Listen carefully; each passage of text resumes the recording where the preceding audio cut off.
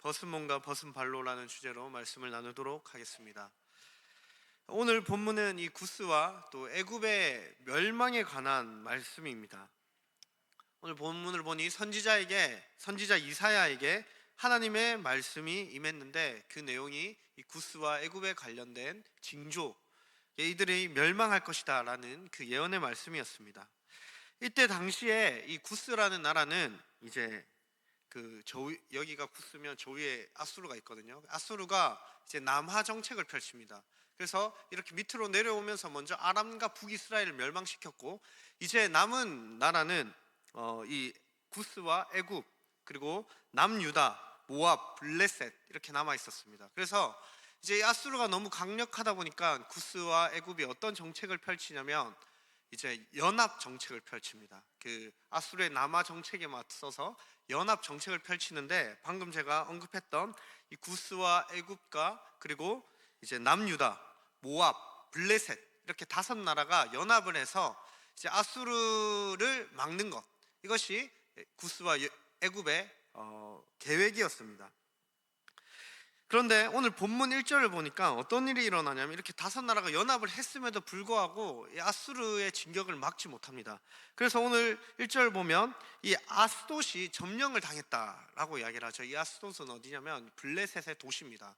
그래서 이 아스돗이 점령을 당했는데, 이 애국과 구스가 이제 아스돗이 점령을 당하는 걸 보고 소위 말해서 이제 쫄았습니다. 왜 그러냐면, 이 아스돗이 이제 점령을 당하면 저기 아수르가 애국과 구스로 들어오는 거는 이제 식은죽 먹기입니다. 그래서 통로였기 때문에 여기가 점령을 당했다는 건 이제 곧 있으면 애국과 구스도 위험한 상황이 된다라는 그런 의미입니다. 그래서 지금 아스돗이 점령이 됐는데, 이제 애국과 구스가 아스돗이 점령당하는 것을 보면서 이제 위기를 느끼고 있는 것이죠. 그런 상황에서 오늘 말씀이 임한 겁니다. 그래서 이런 역사적인 배경을 좀 잘 생각하시면서 오늘 말씀을 보면 좋을 것 같습니다. 자, 그래서 이런 상황에서 이제 하나님의 말씀이 임했는데 2절 3절을 한번 보겠습니다. 어떤 말씀이 임했는지 제가 읽겠습니다. 그때 여호와께서 아모스의 아들 이사야에게 말씀하여 이르시되, 갈지어다 내 허리에서 배를 끄르고 내 발에서 신을 벗을지니라 하시매, 그가 그대로 하여 벗은 몸과 벗은 발로 다니니라. 여호와께서 이르시되, 나의 종 이사야가 3년 동안 벗은 몸과 벗은 발로 다니며 애국과 구스에 대하여 징조와 예표가 되었느니라. 자, 아스돗이 이제 점령당하고 애국과 구스가 위기에 봉착했을 때 이사야에게 하나님의 말씀이 임했는데 조금 충격적인 말씀이 임했습니다. 어떤 말씀이냐면, 이제 하나님이 이사야에게 뭐라고 말하냐면, 야 이사야야, 너 이제 옷도 다 벗고 속옷도 다 벗고, 어떤 학자들은 속옷은 안 벗었다 라고 보는 학자도 있고, 뭐 속옷을 다 벗었다 라고 하는 학자도 있는데 뭐 잘 모르겠습니다. 어쨌든 제가 생각했을 때는 다 벗었던 것 같습니다. 그래서 다 벗고 신발도 벗어라, 그리고 그렇게 3년 동안 지내라 라는 말씀이 이사야에게 임했습니다. 아니, 애국과 구스, 이런 지금 아수르가 쳐들어오고 있는 이런 상황에서 왜 이런 말씀이 임했을까? 사실 조금 황당한 말씀이죠.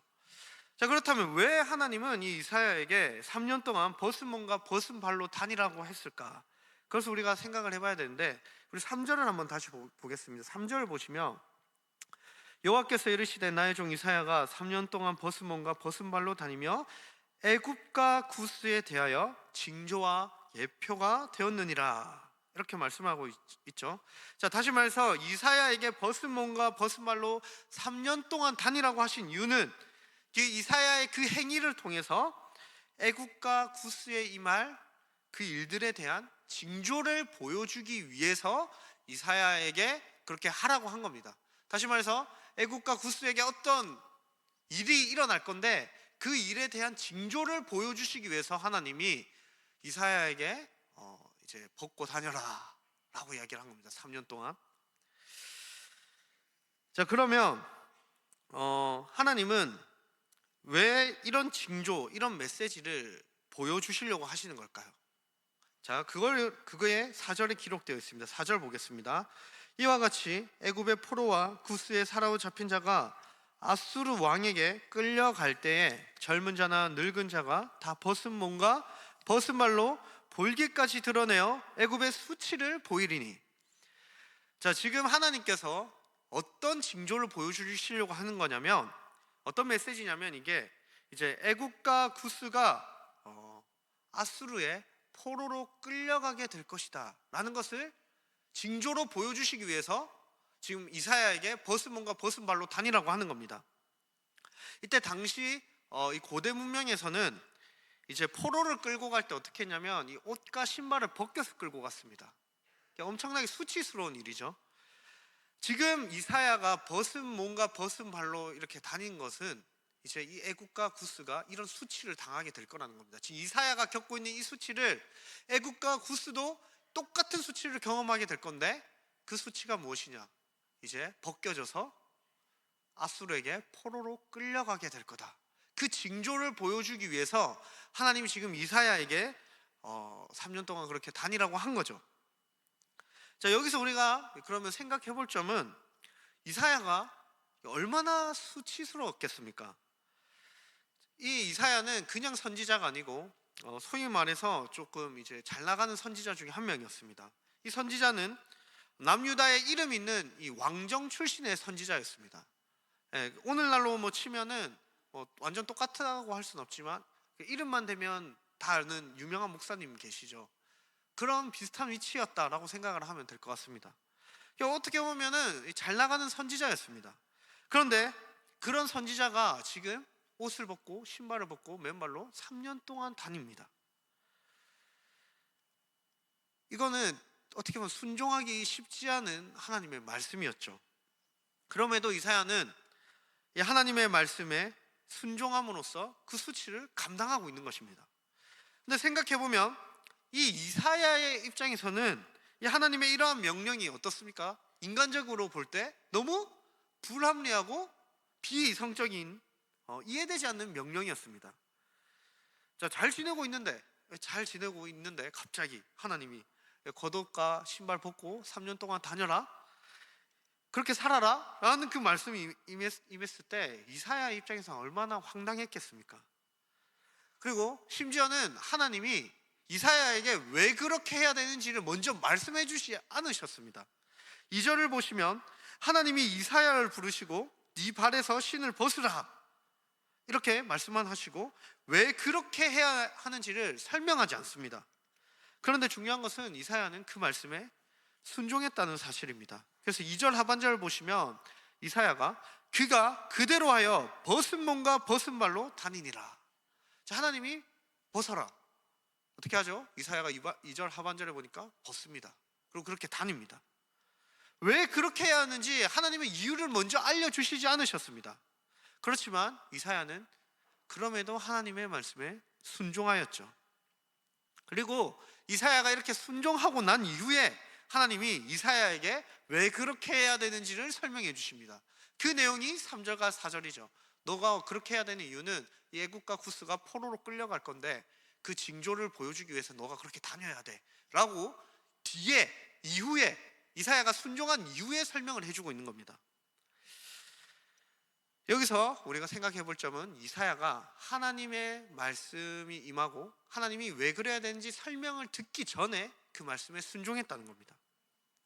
이 이사야의 모습은 우리에게 한 가지 교훈을 줍니다. 우리도 하나님의 말씀을 읽고 들을 때 하나님이 우리에게 순종을 요구하실 때가 있으십니다. 그렇죠? 그런데 하나님의 말씀을 읽고 듣고 우리에게 순종을 요구하시는데 그 말씀이 때로는 우리에게 순종을 요구하는 그게 우리의 이성으로는 도저히 납득이 되지 않는데 순종하라고 하는 경우가 우리의 인생 속에서 종종 일어난다는 겁니다. 예를 들면 내가 미워하는 사람이 있습니다. 그 사람이 나한테 잘못했습니다. 그렇지만 하나님은 뭐라고 말씀하시죠? 성경을 통해 용서해라, 사랑해라. 이게 이성적으로 이해가 됩니까? 이해가 되지 않는 말씀이죠. 그리고 우리가 이제 세상을 살아가다 보면 이제 불법이나 불의를 저질러야 되는 상황이 찾아올 때가 있습니다. 그런데 그렇게 하면은 뭐 어떻게 보면 큰 잘못도 아닌 것 같고 눈 감고 그렇게 하면 큰 이익과 이익을 얻을 수 있는 상황인데 하나님은 그럴 때 뭐라고 말씀하시죠? 불법이나 불이나 잘못된 방식으로 일을 해선 안 된다. 정직하게 일해야 된다. 그런데 이거 생각하면 별거 아닌데 그냥 눈 감고 지나가면 내가 더 큰 이득을 얻을 수 있는데 이렇게까지 해야 되나? 라는 생각이 들죠. 그렇지만 하나님은 우리에게 말씀하시는 건 무엇입니까? 손해를 볼지언정 불법은 저지르지 마라 라고 우리에게 말씀하십니다. 이런 것들이 아니더라도 하나님께서 우리에게 순종을 요구하는 경우들이 일어나죠. 그렇지만 이런 순종의 요구가 때로는 우리의 인간적인 생각과 이성과 합리적인 생각으로는 말도 안 되는 경우가 있을 수 있다는 것이죠. 그래서 우리는 이렇게 생각을 합니다. 하나님 우리에게 순종을 요구합니다. 그러면 우리가 하나님에게 어떻게 반응을 하냐면, 하나님 나를 납득시켜 주시고 이해시켜 주시면 제가 순종하겠습니다. 이렇게 우리가 하나님한테 말할 때가 있죠. 그러나 우리는 이런 자세를 취하기 전에 한번 생각해 봐야 합니다. 예를 들면 우리가 정말 병이 든 환자라고 해봅시다. 그리고 우리의 병을 고쳐줄 수 있는 탁월한 의사가 있습니다. 자, 그러면 이 탁월한 의사가 우리한테 이렇게 명령을 하겠죠. 수술 받아야 합니다. 수술하고 약을 먹어야 됩니다. 그리고 운동도 열심히 해야 됩니다. 이런 음식을 먹으시면 안 됩니다. 이런 걸 드시고 이렇게 관리를 하셔야 됩니다. 라고 우리에게 이렇게 하라고 명령을 했다고 해봅시다. 그러면 그 의사가 정말 탁월한 의사라는 전제하에 이 환자가 어떻게 해야 되겠습니까? 의사한테 내가 왜 그렇게 해야 되는데요? 이해시켜 주세요. 내가 왜 그렇게 해야 되죠? 그렇게 하면 나 너무 힘들 것 같은데요? 라고 반박하는 것보다는 어떻게 해야 되죠? 의사가 시키면 시키는 대로 해야죠. 맞죠? 우리가 하나님 앞에서 이런 자세가 필요하다는 겁니다. 하나님은 우리를 괴롭게 하기 위해서, 우리의 자유를 제한시키기 위해서, 우리를 억압하기 위해서 순종을 요구하시는 것이 아닙니다. 하나님이 우리의 인간적인 이성으로는 이해되진 않지만 그분의 말씀은 우리를 가장 선한 길로 인도하는 능력입니다. 그래서 그분의 말씀에 순종하는 것이 사실은 우리가 더 자유로워질 수 있는 길이고, 우리가 살 수 있는 길이고, 우리의 인생이 더 선으로 행할 수 있는, 선의 길로 갈 수 있는 길인 것이죠. 그래서 우리는 때로는 이해되지 않고 때로는 비합리적인 것 같을지라도 그분의 말씀이 그렇다고 한다면 우리는 순종해야 하는 것이죠. 그것이 이사야가 보여줬던 순종의 모습이었습니다. 어쨌든 이사야는 이렇게 하나님의 뜻을 다 알지 못하고 이해하지 못하였지만 순종하였습니다. 하나님은 이사야로 하여금 벗은 몸과 벗은 발로 수치스럽게 다니게 함으로써 애굽과 구스가 이와 같이 포로로 끌려가게 될 것을 말씀하시죠. 자, 그렇다면 하나님은 애굽과 구스가 아수르의 포로로 결국 끌려가게 될 것이라는 것을 통해서 이스라엘 백성들에게 도대체 어떤 메시지를 전해주고 싶었던 걸까요? 왜 이사야가 이렇게 수치를 당해야 할 정도로 이스라엘 백성들이 어떤 하나님의 말씀을 들어야 하길래 이사야가 이런 수치와 모욕을 당해야만 했을까요? 자, 5절 6절을 한번 보겠습니다. 5절 6절 우리 함께 읽겠습니다. 시작.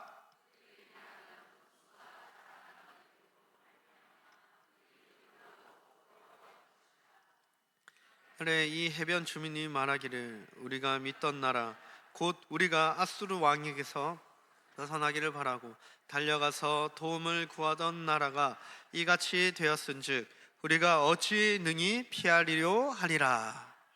자, 5절에서 그들이 바라던 구스와 자랑하던 애굽으로 말미암아 그들이 어떻게 된다고 하죠? 놀라고 부끄러워할 것이다 라고 말하고 있죠. 자, 그러면 5절에서 말하고 있는 그들은 도대체 누굴까요? 여기서 말하고 있는 그들은 6절에 바로 나옵니다. 누구냐면 바로 해변 주민들이라고 이야기를 하죠. 이 해변 주민은 누구냐면 바로 블레셋과 남유다를 가리킵니다. 자, 따라서 이 블레셋뿐만 아니라 남유다도 사실은 누구를 의지하고 있었냐면 구스와 애굽을 의지하고 있었던 겁니다. 이들은 애굽과 구스를 의지하면서 살아왔습니다. 제가 아까 앞에서도 언급했지만 구스와 이 애굽이 어떤 정책을 펼쳤습니까? 연합 정책을 펼쳤죠. 이제 남유다와 그리고 블레셋과 모압, 애굽과 구스 이렇게 연합 정책을 펼쳤는데, 이 지리적으로 보면 애굽과 구스가 요 밑에 있고 요 위에 이제 블레셋과 모압과 남유다가 이렇게 딱 있습니다. 그래서 이 애굽과 구스가 뭐라고 했냐면, 이제 이 블레셋과 이제 남유다와 모압에게, 야, 우리가 뒤에서 다 지원해 줄 테니까 너희들 그 아수르만 좀 막아줘. 우리가 다 지원해 줄게. 나만 믿어. 이렇게 이야기를 한 겁니다. 그래서 당연히 남유다가 애굽과 구스가 자기만 믿으라고 하니까, 다 지원해 준다고 하니까 어떻게든 막아봐라. 다 도와줄게 라고 이야기하니까 남유다가 애굽과 구스를 의지했던 것이죠. 아, 애굽과 구스만 믿으면 아수르를 이길 수 있겠구나, 우리가 망하지 않겠구나, 이렇게 생각을 했던 겁니다. 그래서 이 블레셋과 남유다는 이 아수르의 위협 속에서 구스와 애굽을 신뢰하고 의지하고 있던 상황이었죠. 그래서 6절을 보면 이런 구절이 나오죠. 6절, 우리가 믿던 나라. 여기서 우리가 믿던 나라가 바로 애굽과 구스입니다. 곧 우리가 아수르 왕에게서 벗어나기를 바라고 달려가서 도움을 구하던 나라가 어떻게 됩니까? 포로로 끌려갑니다. 아수르에게. 이스라엘은 하나님이 아닌 애굽과 구스를 의지했습니다. 그러나 이사야가 수치와 모욕을 당하는 것처럼, 이사야가 지금 벗은 몸과 벗은 발로 다니는 것처럼, 이제 이 애굽과 구스는 어떻게 되냐면 아수르에 의해서 벗은 몸과 벗은 발로 포로로 끌려가게 되는 겁니다. 다시 말해서 남유다가 하나님보다 의지했던 애굽과 구스는 수치와 모욕을 당하게 될 것이라는 것이죠. 다시 말해서 이것은 무슨 말이냐면, 구스와 애굽이 남유다를, 이스라엘을 지켜주지 못한다는 겁니다. 남유다 백성들은 하나님보다 애굽과 구스를 더 의지했습니다. 자신들의 삶을 하나님께 맡기기보다 애굽과 구스에게 자신들의 삶을 헌신하고 맡겼습니다. 그러나 그 결과가 무엇입니까? 영원히 지켜줄 것만 같았던 애굽과 구스가 아수르의 포로로 끌려가는 게 그 결과였습니다.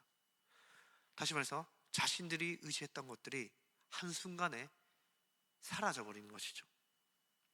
그렇다면 하나님은 이 일을 통해서, 이 징조를 통해서 지금 이스라엘 백성들에게 뭘 말씀하고 싶으시겠습니까? 하나님은 이렇게 말씀하시는 겁니다. 너희들이 의지하는 구스와 애굽은 영원하지 않다. 그들이 너희들을 지켜주지 못한다. 내가 바로 너희들을 지켜줄 하나님이다. 너희들은 나를 신뢰하고 의지해야 돼. 그래야 너희들이 산다. 왜 자꾸 미련하게 이상한 걸, 다른 걸 쳐다보고 있냐?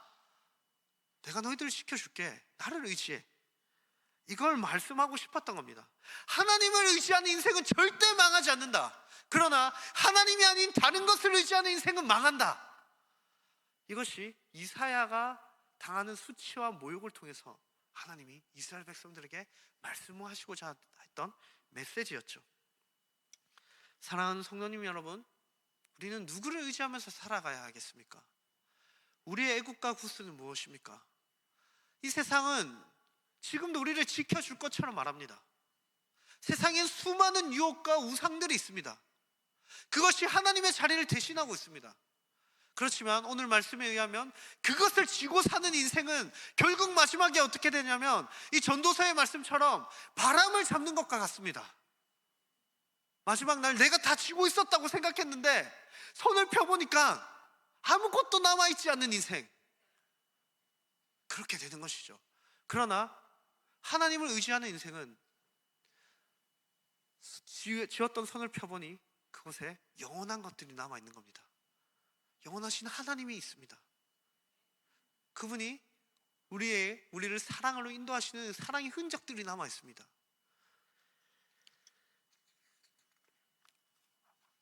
이 세상은 우리에게 영원한 것을 약속해 줄 수 없습니다. 우리를 진정한 만족과 기쁨과 자유와 진리와 생명이 있는 자리로 절대로 인도할 수 없습니다. 그것들은 영원하지 못합니다. 잠시 우리에게 만족을 줄지언정 영혼을 약속할 수 없는 것이죠. 그것을 계속 붙잡고 살아간다면, 여전히 세상의 것들을 붙잡고 썩어 없어질 것을 붙잡고 우상들을 붙잡고 살아간다면 우리의 모든 것들도, 그것이 없어지는 날 우리의 모든 것들도 다 사라지게 될 것입니다. 이 말씀은 우리에게 이것을 가르쳐 줍니다. 하나님만이 우리의 인생의 주관자가 되신다. 우리를 선한 길로 인도하시는 분은 오직 여호와 하나님 단 한 분뿐이시다. 그분께 우리의 삶을 맡길 때 우리의 삶에 소망이 있다. 이것이 오늘 이사야 20장의 말씀의 핵심이라고 할 수 있습니다. 오늘 본문은 이사야가 3년 동안 벗은 몸과 벗은 발로 다니는 수치를 당하는 이야기였습니다. 그런데 이사야는 왜 이런 수치를 당해야만 했습니까? 왜 이사야가 이런 수치를 당해야 했을까요? 이사야는 사실 그런 모욕과 수치를 받을 필요가 없는 사람이었습니다. 그럼에도 그가 모욕과 수치를 받았던 이유는 그들이 의지하는, 이스라엘이 의지하는 애국과 구스가 구원의 대상이 아니라 오직 하나님만이 구원을 주실 수 있는 분임을 보여주기 위해서 아무런 잘못이 없었던 이사야가 모욕과 수치를 당한 것이죠. 신약으로 넘어오면 이사야와 같이 벗은 몸과 벗은 발로 십자가에 매달린 한 분의 이야기가 등장합니다. 그분은 바로 우리 구주 예수 그리스도십니다. 예수님은 완전히 거룩하고 정결한 분이셨습니다. 하나님의 말씀에 순종함으로 완전한 의를 이루신 분이십니다. 그런데 그분은 더럽고 추악한 죄인들이 경험해야 할 모욕과 수치를 아무런 문제가 없으시고 죄가 없으신 그분이 당하십니다. 마치 애국과 구스를 의지하는 이스라엘 때문에 모욕과 수치를 당한 이사야처럼 우리 예수님께서도 죄와 사망의 권세 아래에서 우상을 섬기면서 그것이 자기를 지켜줄 것처럼 살아가는 미련한 우리 때문에 그분이 십자가에 달리십니다. 우리 예수님께서도 죄와 사망의 권세 아래에서 우상을 섬기는 우리를 구원하시기 위해, 진짜 구원자가 누구인지 보여주시기 위해 그분은 벗은 몸과 벗은 발로 십자가의 길을 선택하시는 것이죠.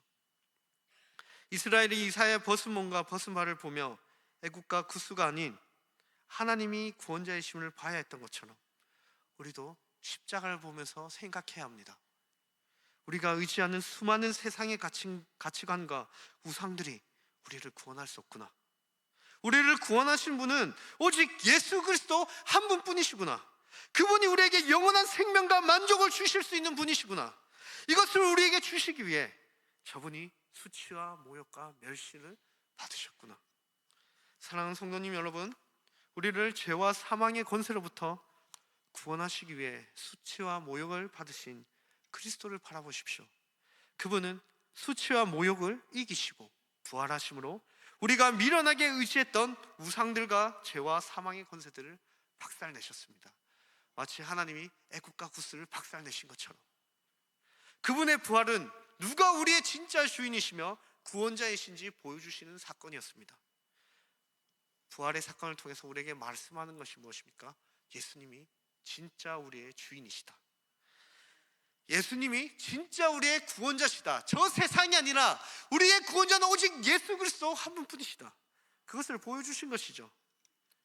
사랑하는 성도님 여러분, 예수님이 우리에게 의와 생명을 주실 수 있는 유일한 길이 되십니다.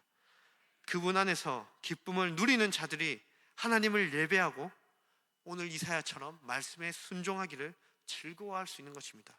그러니 오늘도 예수 그리스도 안에서 우리의 참된 구원자 되시는 그리스도 안에서 그분의 십자가를 바라보며 진정한 만족과 칭과 기쁨과 사랑을 누리시며 그분의 말씀에 순종하며 나아가기를 간절히 소망합니다. 기도하겠습니다.